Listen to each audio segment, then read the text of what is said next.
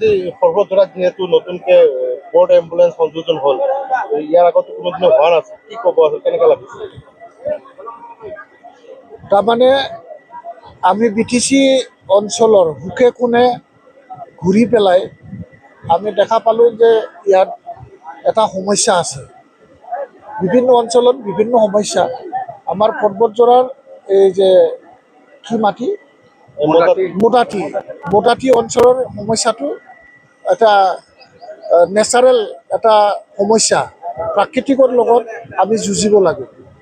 বানপানীৰ লগত আমি যুঁজি পেলাই চিকিৎসা সেৱা আগবঢ়াব লাগে। তেতিয়াহ'লে আমি ইয়াত কি ব্যৱস্থা ল'লে ভাল হ'ব, এই কথাটো আমি উপলব্ধি কৰি পেলাই আমি ব'ট এম্বুলেন্স নৌকাৰ ওপৰতে আমাৰ যাতে পেচেণ্ট ট্ৰিটমেণ্ট কৰিব পৰা ব্যৱস্থা কৰা যায়, যাতে নৌকাৰ ওপৰত ডক্টৰ, নাৰ্ছ, কম্পাউণ্ডাৰ, আমাৰ আশাকৰ্মীসকল গৈ পেলাই যাতে ট্ৰিটমেণ্ট কৰাৰ ব্যৱস্থা কৰা যায়, এইটোকে আমি এটা আধুনিক ধৰণৰ এটা মেচিনেৰে চলা এটা নৌকা এম্বুলেন্স আমি বনাইছোঁ। আৰু আজি আমি তাকেই 4খনকেই নৌকা আমি উপহাৰ কৰিছোঁ।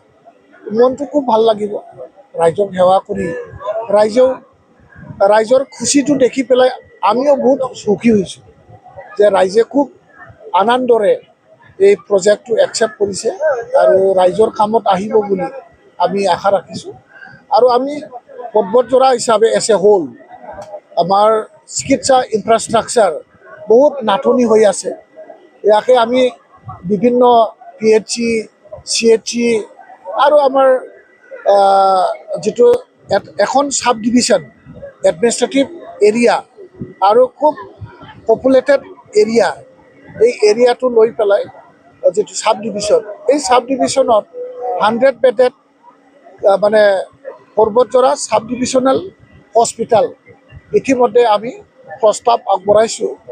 আমি NSMৰ জৰিয়তে অসম চৰকাৰে এই বছৰত মানে বাজেটত ৰাখি পেলাই যাতে আমাৰ NSMৰ জৰিয়তে ইয়াত এখন হস্পিটেল বনোৱাৰ মঞ্জুৰ কৰে, তাৰ কাৰণে আমি অসম চৰকাৰ ভাৰত চৰকাৰৰ লগত ওতঃপ্ৰোত আলোচনা কৰি চিফ মহোদয়ৰ পৰামৰ্শত আৰু মুখ্যমন্ত্ৰীৰ মানে হস্তক্ষেপত নিশ্চয় এইবাৰ কাজিগাঁৱত নতুনকৈ এখন চাব ডিভিশ্যনেল হস্পিটেল বনাবৰ কাৰণে আপ্ৰাণ চেষ্টা কৰি আছোঁ মই।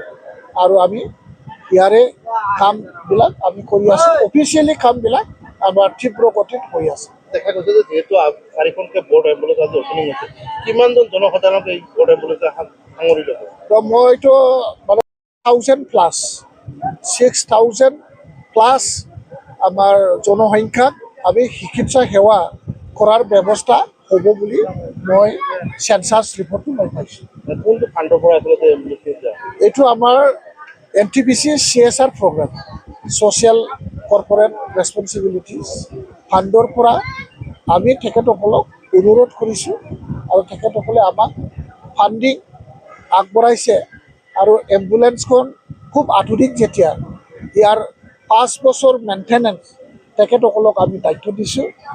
আৰু এই 5 বছৰৰ পিছতো বা 5 বছৰৰ ভিতৰত এটা ডাঙৰ খৰচ হোৱা যদি মেইনটেনেন্সো হয়, NTPCয়ে ইয়াৰ কাৰণে ইতিমধ্যে বাজেট ইয়াৰ মাত কৰি থৈছে।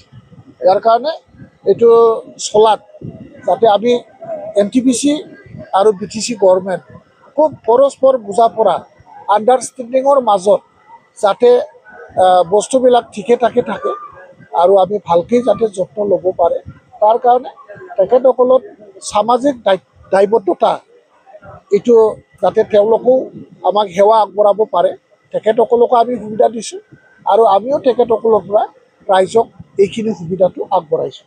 এইখিনি